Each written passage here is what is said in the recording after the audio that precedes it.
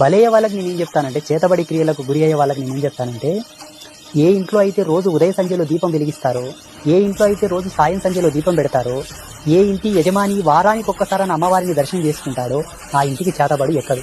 సంకేతాలు ఏమైనా తెలుస్తాయండి? సంకేతాలంటే చూడమ్మా, ఎన్ని ఔషధాలు వాడిన ప్రభావం చూపనప్పుడు, మెడిసినల్ ప్రభావం మన బాడీ మీద పడనప్పుడు, డాక్టర్లు కూడా గ్యారంటీ ఇవ్వనప్పుడు, మేము మా వరకు ప్రయత్నం చేస్తున్నామండి ఇంకా బాగా అవ్వట్లేదు అన్నారనుకోండి, సంథింగ్ ఈజ్ రాంగ్. కుటుంబంలో కొన్ని అనూహ్యమైన సంఘటనలు జరుగుతూ ఉంటాయి. అటువంటప్పుడు విజ్ఞానవంతులైనటువంటి గురువులను కలవాలి.